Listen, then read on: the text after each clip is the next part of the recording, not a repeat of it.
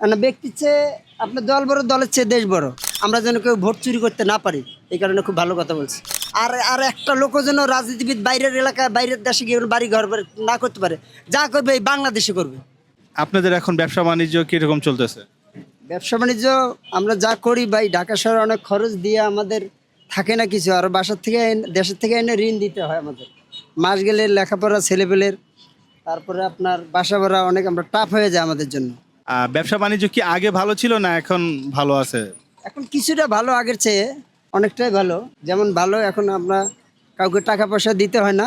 আগে তৎকালীন বেশিরভাগ সরকার থাকতে আমাদেরকে চাঁদা দিয়ে গুনতে হয়েছে, এখন ওইটা আমরা বেঁচে গেছি। কিন্তু বাজারে তো জিনিসের দাম আগের মতোই প্রায়, শুধুমাত্র একটু শাকসবজিগুলোর দাম কমছে, যেমন আলু টালু এসবের একটু দাম কমছে, কাঁচামরিচ এগুলো। আর এমনি চাল ডালের দাম, তেলের দাম তো আগের মতোই। তাহলে আমরা কিভাবে শান্তিতে থাকবো? আগেও বাসা ভাড়া যা ছিল এখনও তাই ভাই।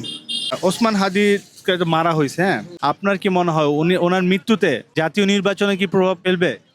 না, আমি তো মনে করি ব্যক্তির জন্য জাতীয় নির্বাচন প্রভাব না ফেলানোর কথা। কারণ ব্যক্তির চেয়ে দেশ বড়, দেশের চেয়ে না, ব্যক্তির চেয়ে আপনার দল বড়, দলের চেয়ে দেশ বড়। দেশ এভাবে কীভাবে নির্বাচন পিছিয়ে যাবে? কারণ এক ব্যক্তির জন্য তো দেশ পিছিয়ে থাকতে পারে না।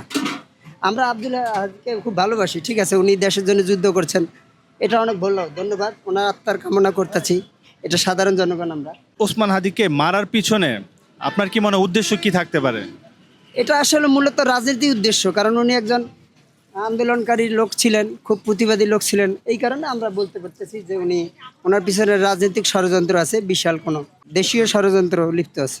আমরা বারবার দেখেছি, যদিও আমার বয়স 43, আমাদের দাদার কাছে শুনছি জিয়া রহমান খুব ভালো ছিলেন, তার ছেলে তারেক জিয়া, উনি তো অবশ্যই ভালো থাকবে। উনি এই মুহূর্তে আমাদের দেশে রাজনৈতিক শূন্য, উনি আসাতে আমরা ভালো মনে করি, কারণ ওনার নিরাপদ যেন সরকার ভালোভাবে দিতে পারে, এটাই আমরা আশা করতেছি।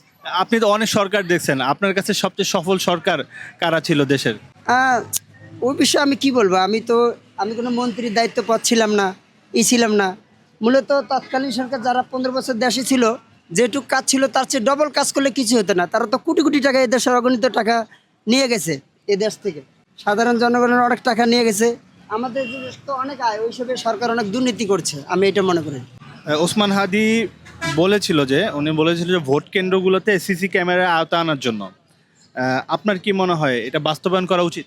হ্যাঁ, অবশ্যই, এটা ভালো, খুব ভালো কথা বলছে, সচেতনতার কথা বলছে। আমরা যেন কেউ ভোট চুরি করতে না পারি, এই কারণে খুব ভালো কথা বলছে। যারাই নির্বাচিত হয়ে আসবে তাদের কাছে আপনার দাবি কি থাকবে? আমার দাবি 1 নম্বরে দুর্নীতিবাজ যেন দমন করে, দুর্নীতি যেন বাংলাদেশে না থাকতে পারে। আর আর একটা লোকও যেন রাজনীতিবিদ বাইরের এলাকায়, বাইরের দেশে গিয়ে বাড়ি ঘর না করতে পারে। যা করবে এই বাংলাদেশে করবে।